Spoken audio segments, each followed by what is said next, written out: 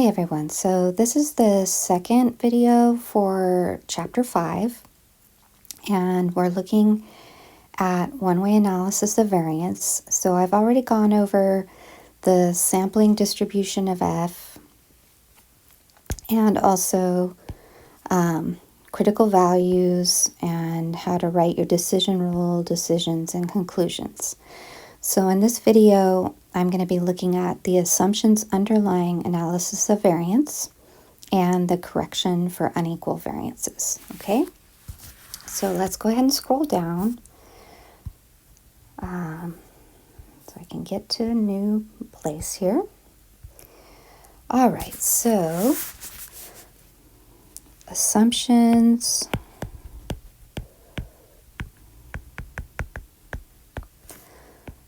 underlying ANOVA. Okay, so there are three main assumptions I want to talk about. And the idea when we're talking about assumptions is analysis of variance is based on the idea that your data and the populations that they're drawn from have certain characteristics. As long as your data and the populations do have these characteristics, the decisions you make based on analysis of variance should be trustworthy, okay? On the other hand, if you violate the assumptions, then you either have to do a correction, and I'm going to show you one correction today, or you may need to switch to another type of data analysis, or you just may need to be a little more cautious, okay? So the first assumption is that scores are distributed normally.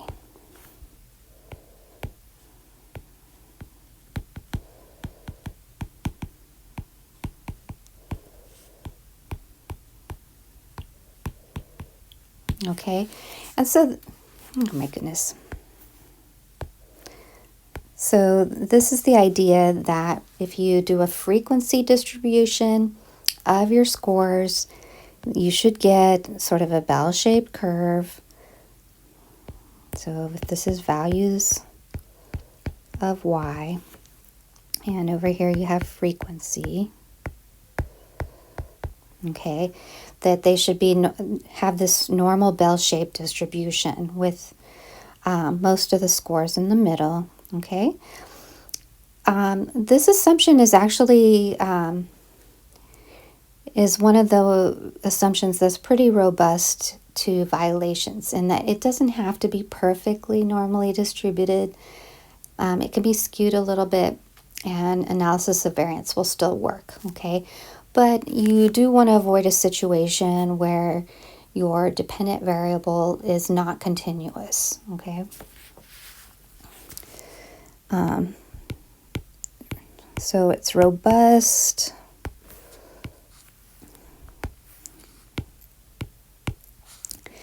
to minor, we'll say minor violations. So if your data is not perfectly normally distributed, it's usually okay. But if you are, instead of having scores that are continuous in nature, you have like a yes-no question, you don't want to use ANOVA, okay? You want to switch to something different. If it's a major violation,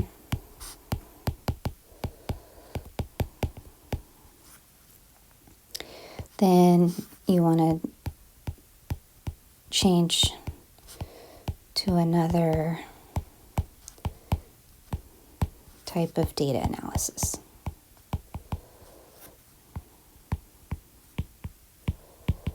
Okay. For this class, we're going to assume that our data is normally distributed, and we're not going to worry about this assumption too much, okay?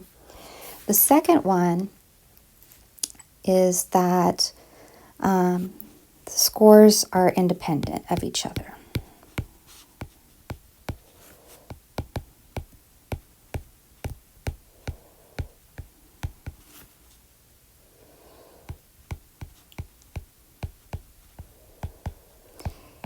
And this is both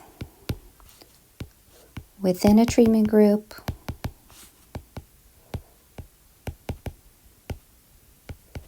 and also between treatments.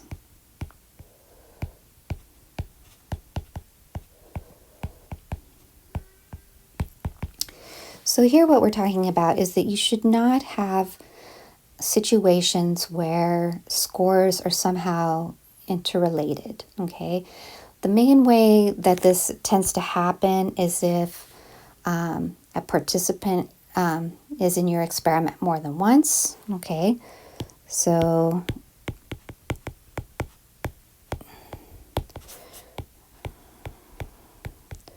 they should only participate one time.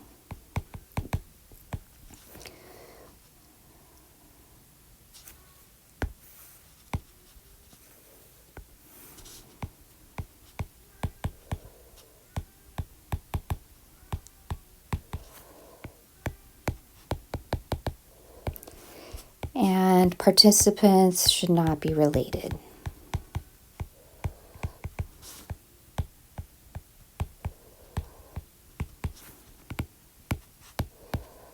Okay, and you know, that could be family members. It also could be you go and you get a bunch of people all from the same club and they all come and participate.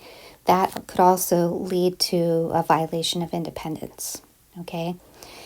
You want to avoid this because if you have a violation,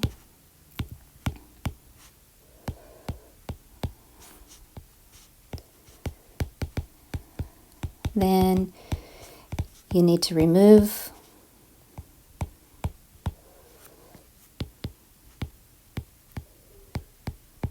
the related data.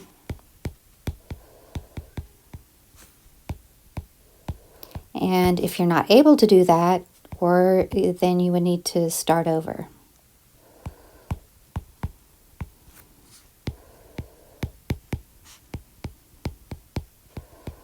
Okay, so independence is a pretty big deal. You want to make sure you avoid that.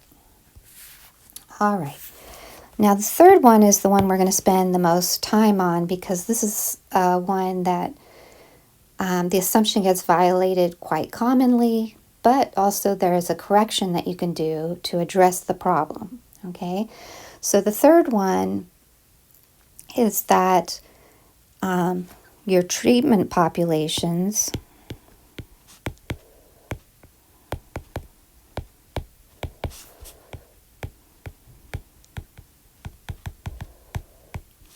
should have the same variance or the same amount of variance.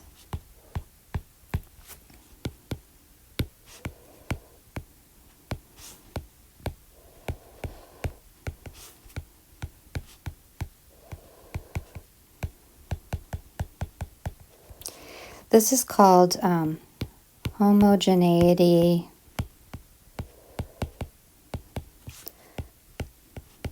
of variance. So that each treatment group should have similar variation, similar variances, okay? And if they don't, then we have to do a correction.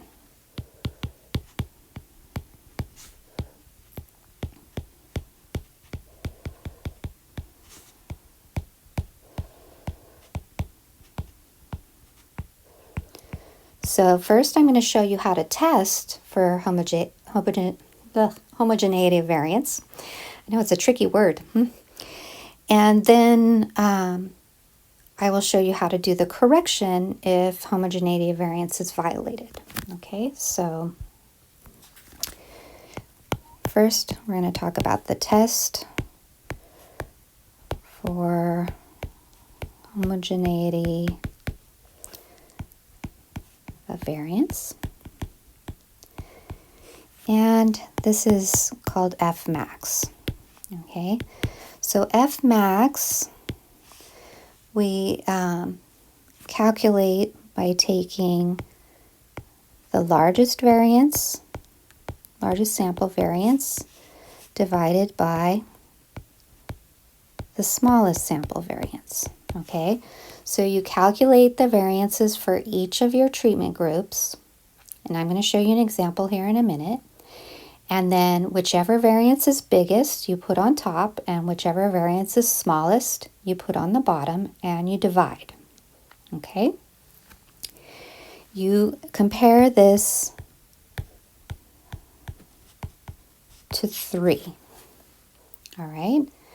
So if F max is less than or equal to 3, the assumption is not violated.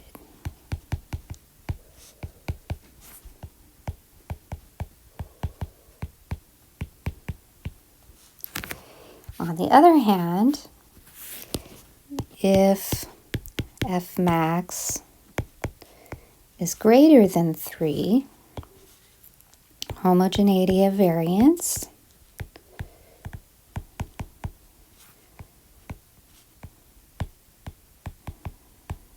that assumption is violated. Okay, and let's think about this. We're taking the largest variance divided by the smallest variance. If we get a number that is larger than 3, that means the largest variance is at least 3 times bigger than the smallest variance. Okay, so it's more than 3 times bigger. So they're not the same, right? They're quite different.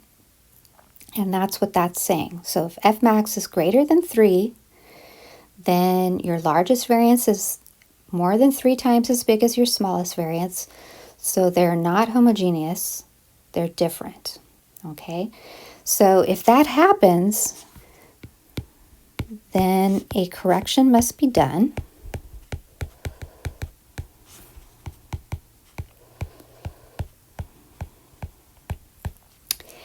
And the way we correct it is we use a larger critical value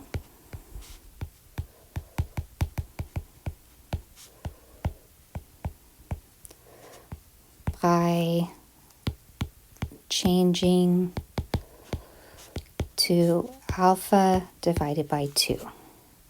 Okay? So the idea is we change, so if our alpha was 0.05, we're going to use a critical value table for 0.025. And that will give us a larger critical value, which will make it harder for us to reject the null hypothesis. Okay, so I'll talk about that more in a second. But first, let's talk about how an example here, and then we can talk about it in the context of the example. Okay, so we're going to go ahead and calculate F max for the data that we used in Chapter 4. Okay, so I'm just going to go ahead and look at our data real quick to remind you. Here we are. Okay, so this was our data.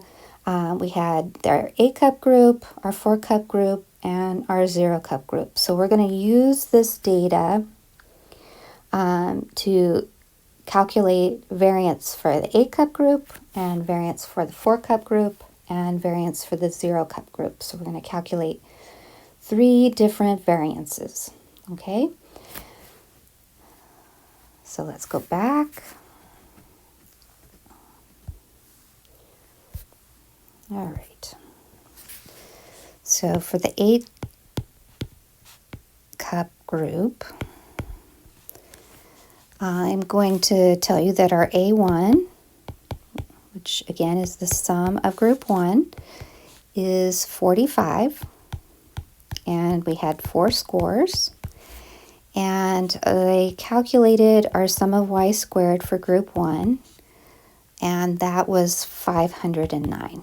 Okay, and so remember, you just are taking each of the scores and squaring them.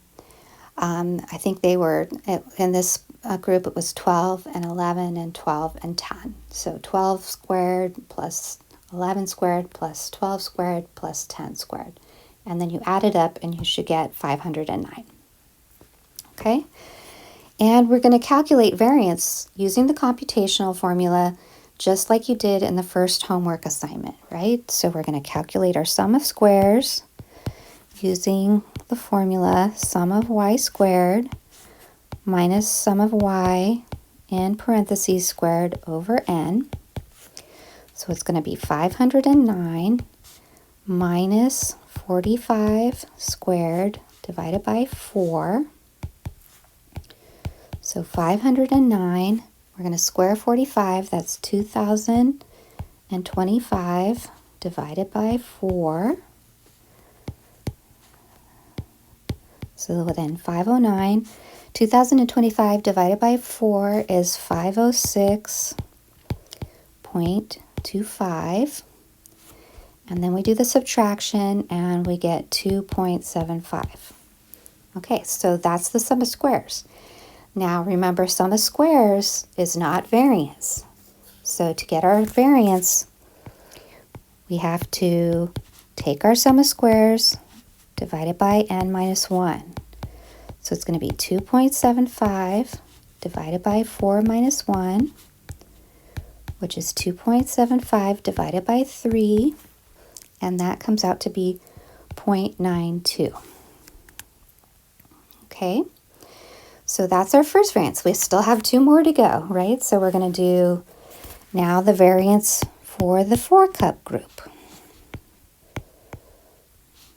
Okay, so our A2, which is our sum of y, is 37. Our n equals 4 still.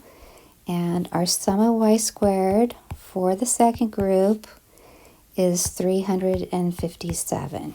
Okay, I'm just going to go to the data real quick to remind you. Okay, so to get that sum of y squared, we're going to take 10 squared, which is 100, plus 12 squared, which is 144, plus 7 squared, which is 49, plus 8 squared, which is 64. So if we add up that, we should get 357, okay?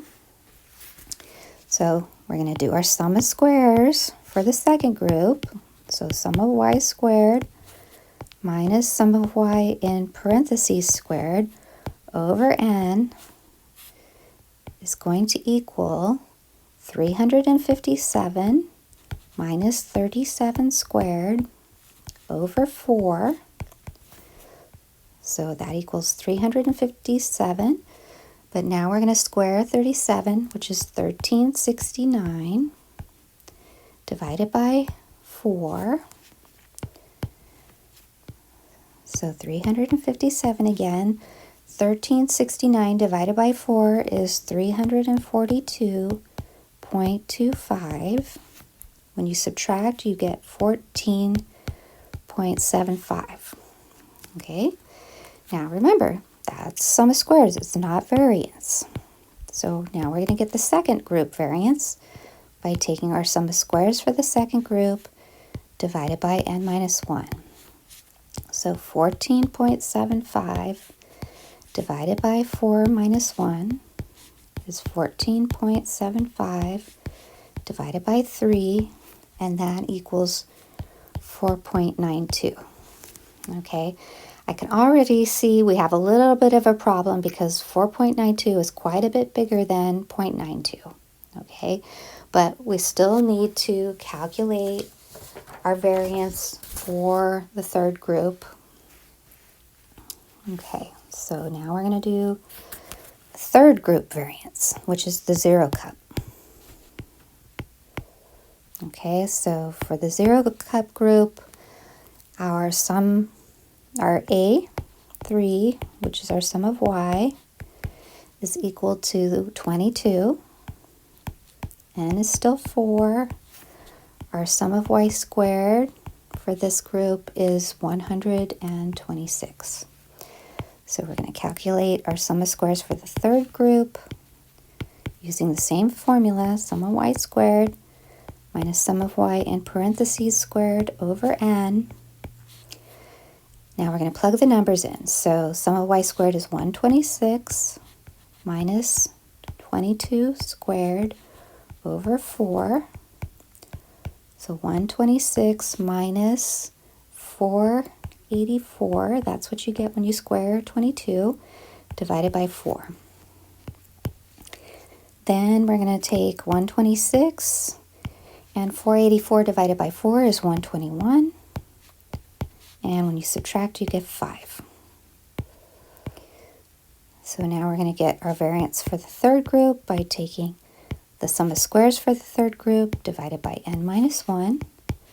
So 5 divided by 4 minus 1 is 5 divided by 3, and that comes out to be 1.67.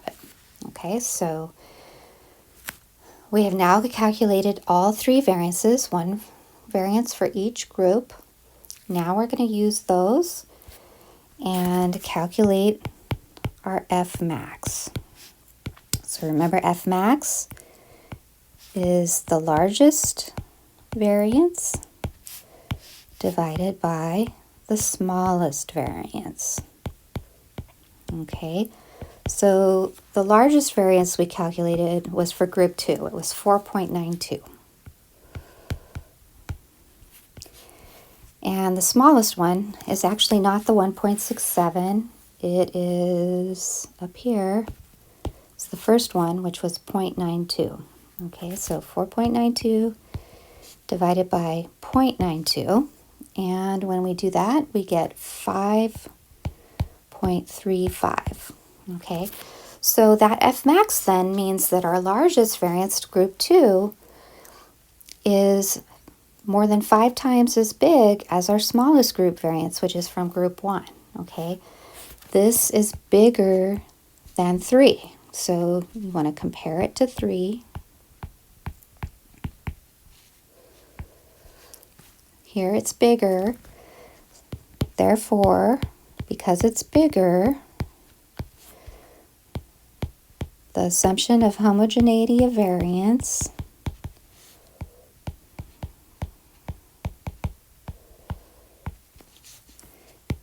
is violated.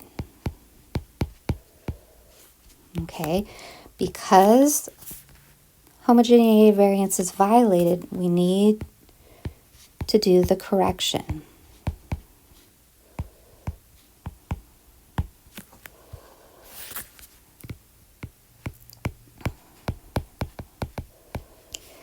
Okay, so the way we do the correction is we change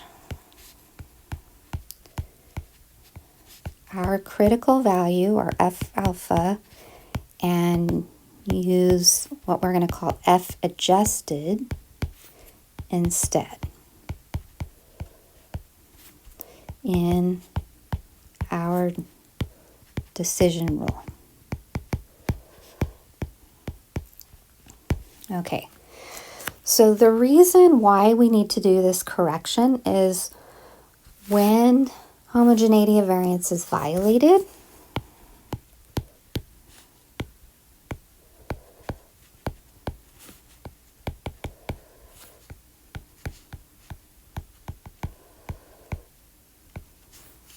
that's a C, but it doesn't look like a C.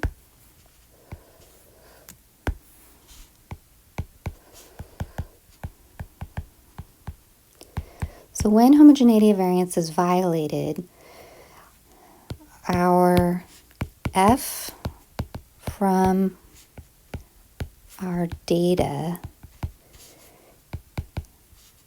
is bigger,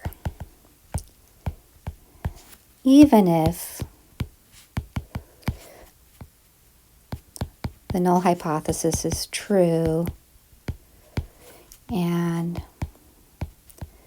there is no treatment effect.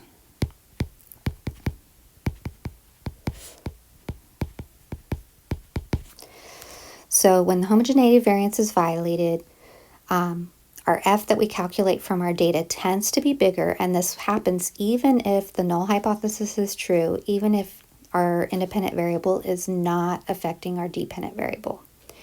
So to counteract that, we switch and use a larger critical value. So to compensate,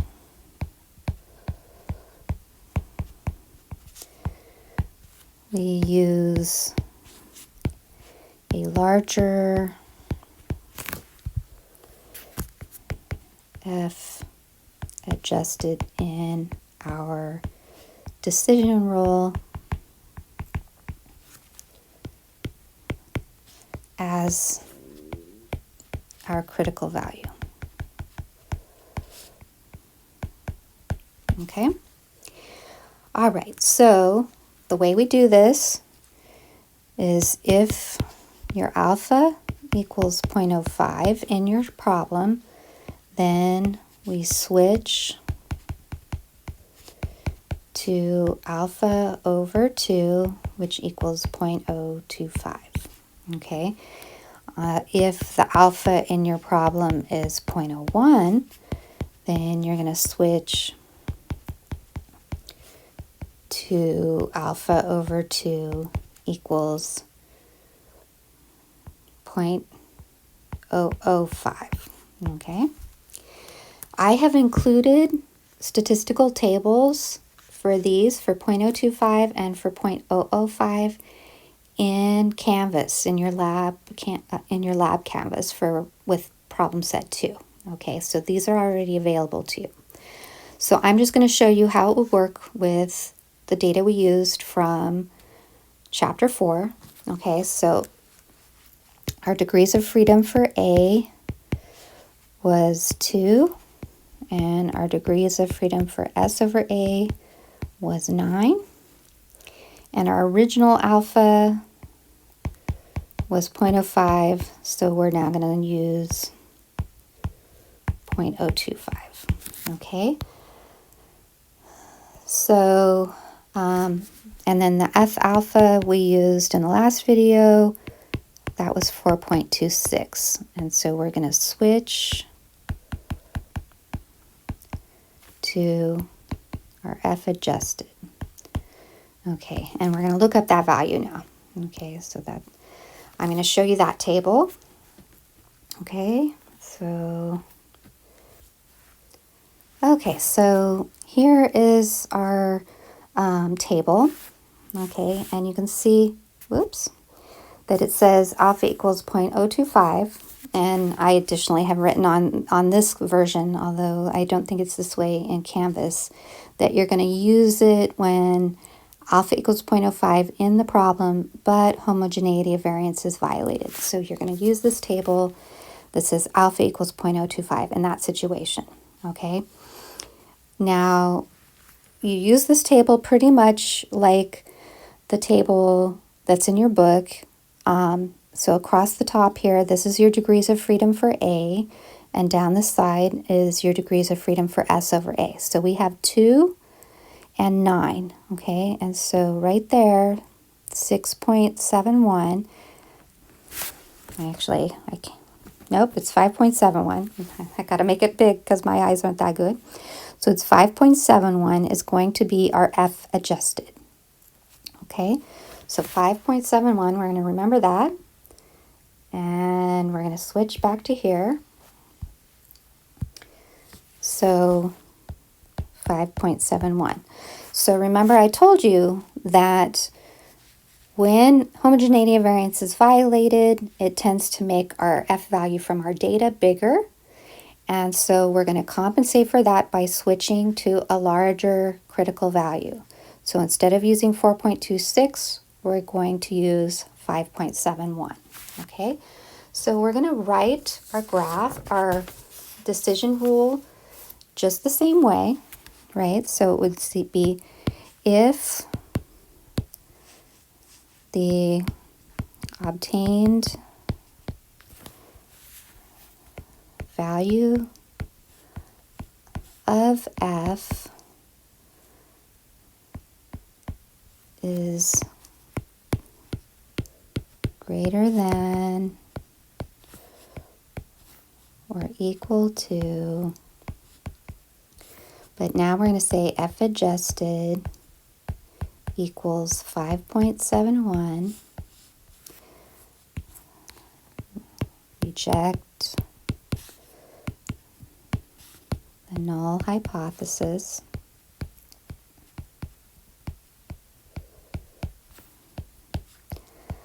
otherwise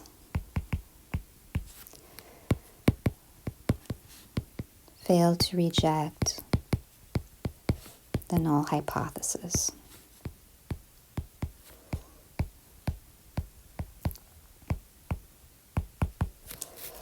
Okay, so this is the revised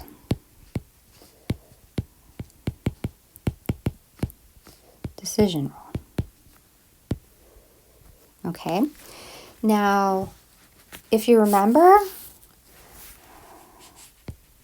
our F from the data was equal to 13.64. Okay, so 13.64 is still bigger than 5.71, so we still reject the null hypothesis. And it doesn't change our decision or conclusion at all in this particular case, okay, because our F from our data was so large at 13.64 that even after doing the adjustment and making our critical value bigger, we're still okay. Okay, we're still making the right decision. There's still less than 5% risk that we're making a mistake by rejecting the null hypothesis.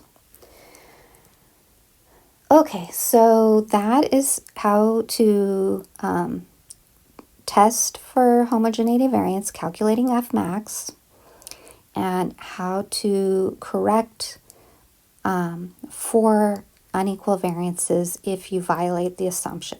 Okay, so you calculate F max. If F max is less than or equal to 3, you're great. You don't need to do anything. Still use your F alpha and use the regular decision rule. On the other hand, if your F max is greater than 3, then you need to switch to F adjusted and use F adjusted in your decision rule. All right, so that's it for the new stuff about ANOVA. So in the next video, I'm going to do a complete example of one-way analysis of variance from beginning to end. All right, so I'm going to stop here.